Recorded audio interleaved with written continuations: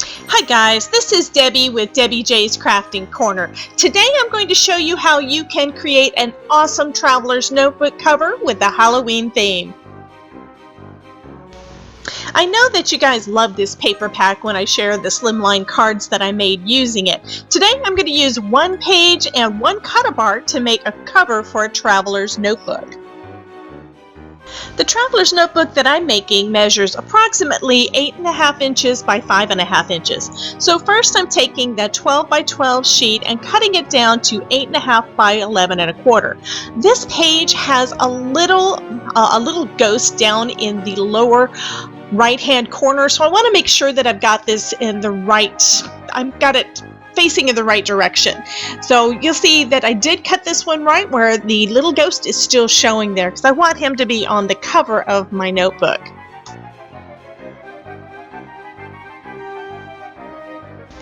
Next, I'm rounding the corners of this page. The reason for that is because those little sharp edges can get a little sticky and I don't really want to hurt myself by poking myself with the side. Then I'm going to go ahead and score this panel. I'm going to be scoring it first in the center, like right down the middle, and then about 1/4 inch to each side.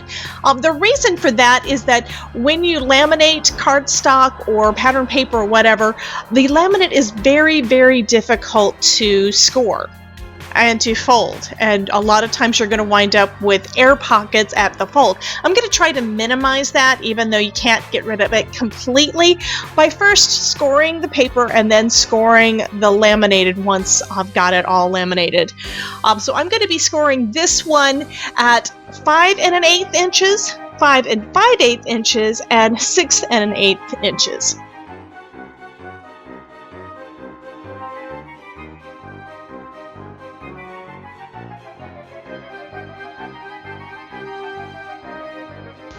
To make sure that the score lines are crisp and in the right position, I'm first folding the paper in half. I'm butting it up against the edge of my EK Success scoring tool. And then I'm going to go ahead and crease all 3 of those score lines.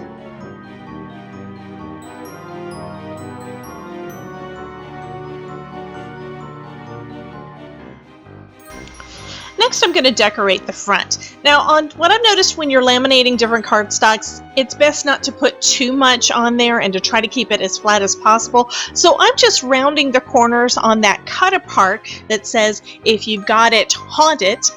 And I'm going to go ahead and just glue that down to the front. I'm using some mono multi-glue for that and just centering that basically in the center of the front panel.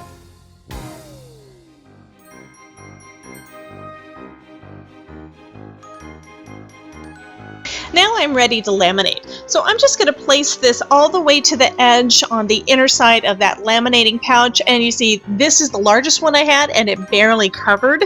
And then I'm just going to run that through my Crenova laminator. I'm going to actually run it through a couple of times to try to get a really good seal and to eliminate any kind of air bubbles.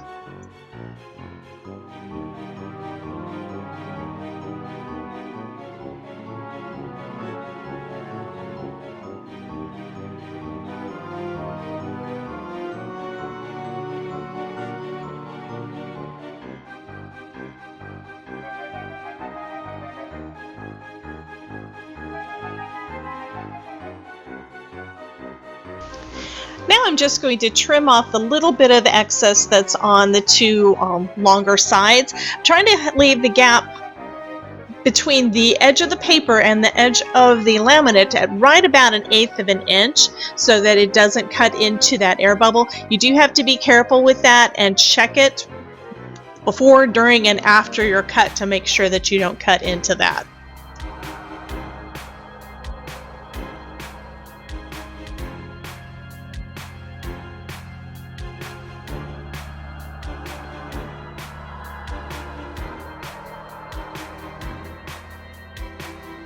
Next, I'm going to round the corners again because those corners have now been laminated.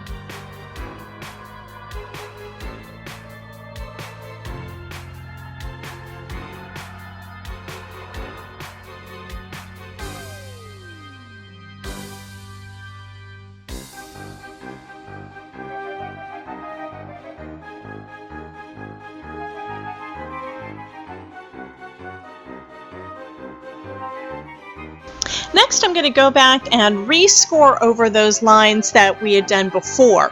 Now, since I had initially scored at, say the first one was at 5 1/8, the second one is going to be at about 5 2/8 because of that little gap of laminate that's over the edge that you want to be there. So I'm going ahead and scoring all 3 of those lines, and I'm going to do this on both sides. As I mentioned, it is really difficult to score through laminate, and I can't tell if whether or not you can see it or not, but I'm having to put quite a bit of muscle in to try to just get those little indentations in there. Now that those score lines are there, I'm going to go ahead and fold on the outer 2. Now this is just so that we've got a general shape for the binding strip on there.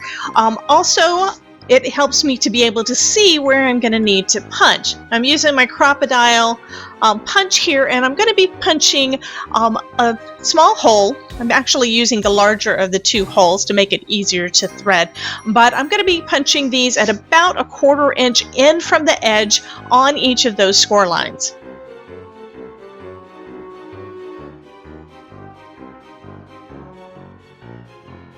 I'm doing that punching on both sides, both the top and the bottom.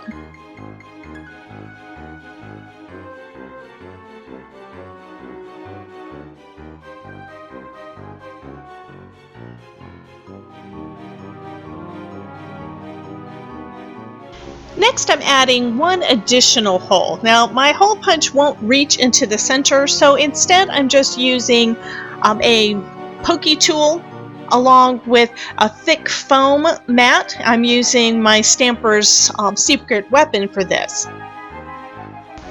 Now that all the holes are punched, I can start threading this elastic in. Now I'm using a little secret. I don't know how many of you guys know this, but I'm going to be using some flossers that you just pick up at the drugstore.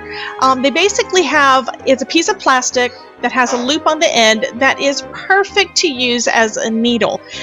They're cheap and very flexible, and it works perfect. So I'm going to be running running the elastic starting down at the bottom. I'm going to go up through the middle bottom hole and pull that through.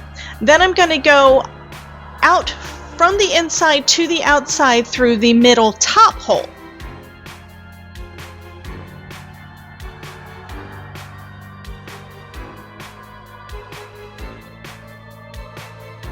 Next, I'm going from the outside in the top left side, and then going out the lower left side. Now don't worry, I will have a list of all of these instructions step by step over on my blog and down in the description, and you can always stop and rewind the video. Next, I'm going in through the right hand side bottom to the inside, and then I'm going to be going out through the right side top.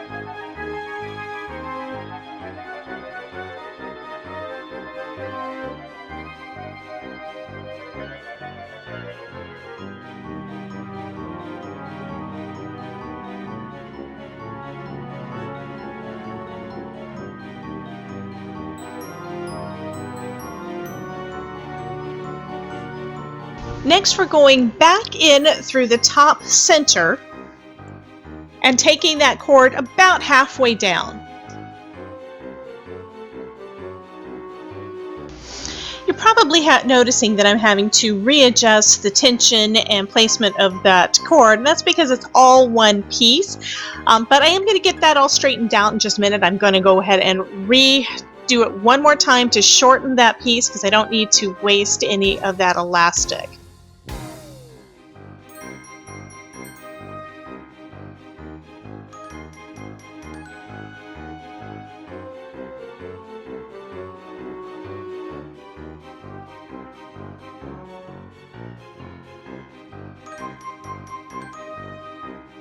As I'm adjusting these, what I'm doing is I'm trying to get all of the elastics taut but not over tight.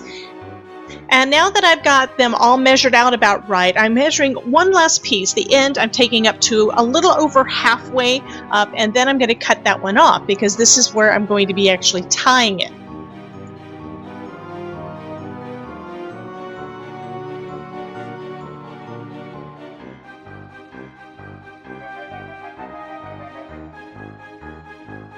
To get that last piece of elastic on the inside, I'm going to be threading it back through the center hole. Now you may remember that's where we sent it out to begin with. So what I'm doing is I'm looping it around the cross piece. There is a piece of elastic that goes across there, and I'm going to basically loop that around that cross piece of elastic and back through the hole.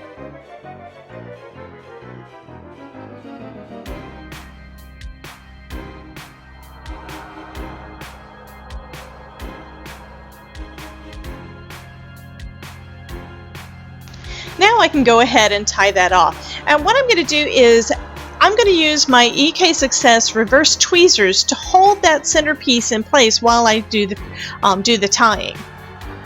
It definitely helps because a lot of times you kind of need a third hand, and these work perfect for that.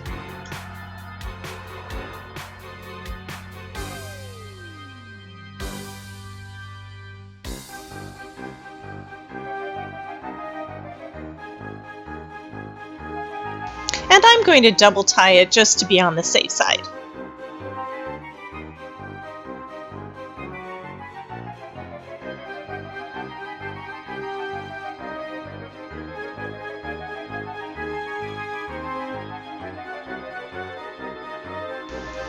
After trimming off the excess on the tails of that tie, I'm going to go ahead and take a lighter and just burn the edges slightly to try to help keep it from fraying.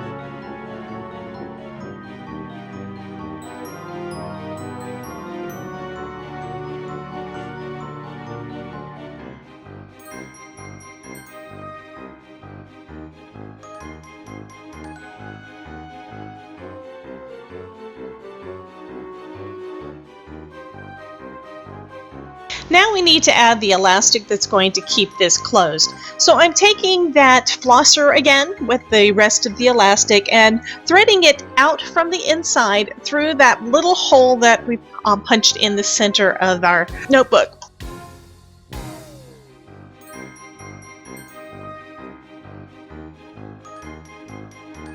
Then I'm going to thread it back through that same hole. Now what this is going to do is leave a loop on the outside of the notebook.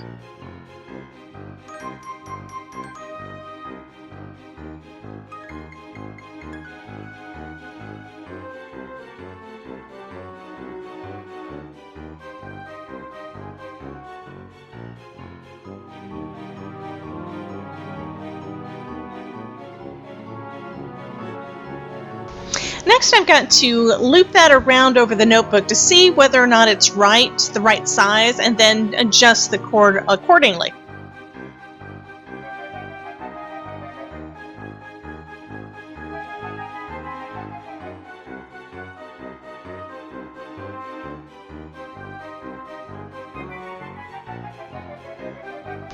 But it looks like I've got a little too much excess on the short end of the cord, so I'm having to pull it back through to shorten the tie end, and then of course pull on the part that's still attached to my little spool thing, and then basically resize it so I can cut the cord and then tie it off.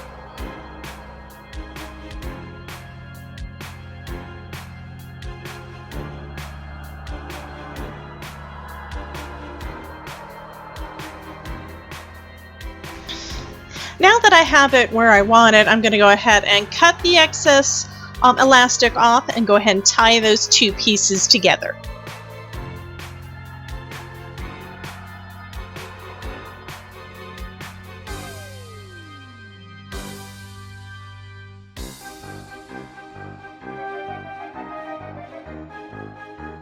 That looks great. So now I'm just going to, again, burn the edges of the ends of that elastic to make sure that it doesn't fray.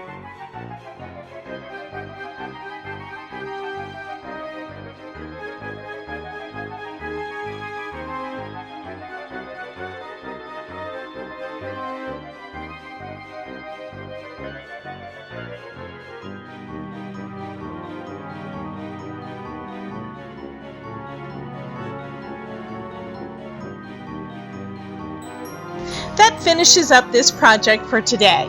I hope that you are inspired to get going on your Halloween crafting, and I would love to see what you create. So come join my Facebook group, Crafting with Debbie, and show us your creations. I've left a link in the description box down below.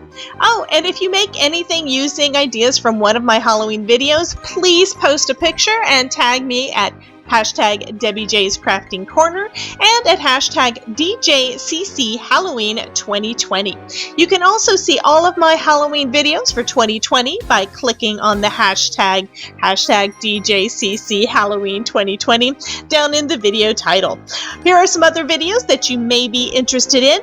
Thank you so much for dropping by, and remember, if I can make it, you can too.